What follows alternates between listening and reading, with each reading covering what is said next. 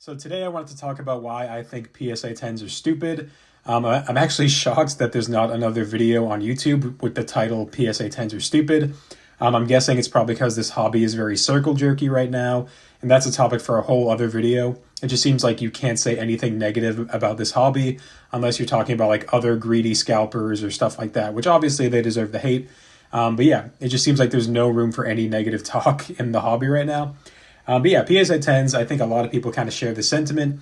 And I guess you could kind of put a little asterisk here and say, they're stupid for collectors. Like if you're a genuine collector and you really only care about the card and the artwork, then there's really no need to have a PSA 10.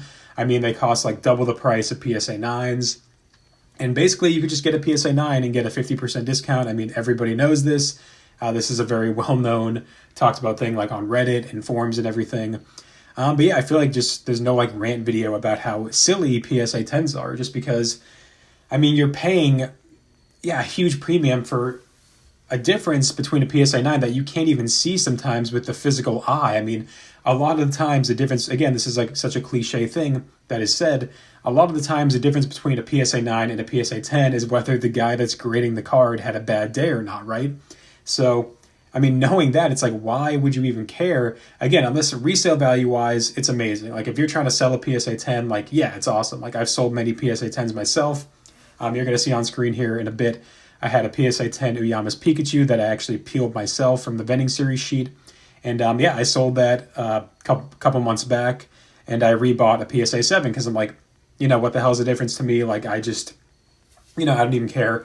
I want the PSA 7. It basically looks exactly the same as the 10, and I get it for way cheaper of a price, So I was able to sell the PSA 10 for like $1,600 at the time. Now it's actually worth $3,000, so I'm a little bit salty that I sold it a bit early, but hey, you can't time the market, right?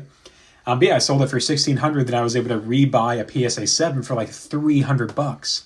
And then I had $1,300 left over to buy other cards for my collection, right? So like, if you're a collector, I mean, if you have a PSA 10, if you have PSA 10s, I mean, it's, it's like I guess you could argue it's a quality over quantity thing, right? But I don't know, again, I would argue like if you have any PSA 10s, like you should just sell them and get PSA 9s. Sell them, take the profit, get a PSA 9 for half the price, and then you get to pocket the other 50%, right? Or use that other money towards other cards in your collection. Like to me, it's just such a ridiculous status symbol for like, if you're a genuine collector, I feel like you just know that shit doesn't matter, right? Like you buy the card, not the grade, right? So yeah, I say, sell the PSA 10s to the hype beasts and then, pocket the money and then use the difference to buy back your card for much cheaper and then also buy some more cards for your collection. So I think that's the smartest way to go about it. You guys probably did see here on the screen for a second, there is a PSA 10 Snorlax that I have. I'm a Japanese jungle, so that actually has a funny story to it. And this is where I would say, like, if you're grading like a childhood card and it comes back as a PSA 10, like, yeah, sure, that's very sentimental. Like, I get wanting to keep that.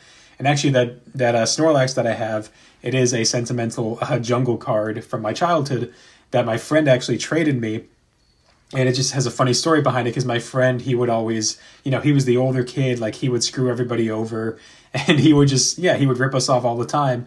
And I just I got that graded from him and I'm like, oh man, this is my one card that I got from him that was actually a good deal, And I just kind of rub it in his face sometimes as a joke, like, hey man, like, look, this is the one card that you fucked up, man. You didn't scam me on this one, So yeah, stuff like that where it's like very sentimental. It's your childhood card. It has a, there's a unique story to it. I totally get keeping those PSA 10s, right?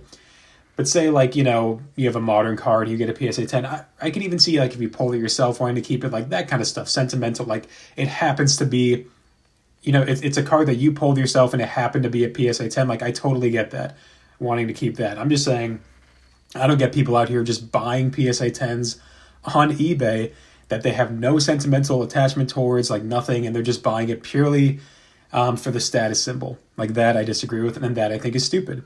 And obviously, and again, the just the very minor difference between a PSA 9 and a PSA 10 is very silly to me. And yeah, it's just more affordable to even like PSA 7s. Like I'll get PSA 7s and PSA 8s too. I think that they're just as good as even a 9 in some cases. I mean, yeah, some PSA 7s, PSA 8s I have, like I can't even tell the difference between them and the 9s sometimes, So yeah, I think there's nothing wrong with it. I hate that there's a stigma towards it.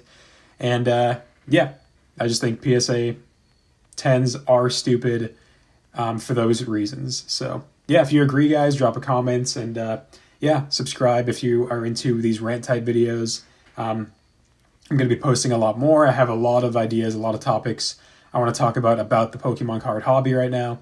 And yeah, thank you.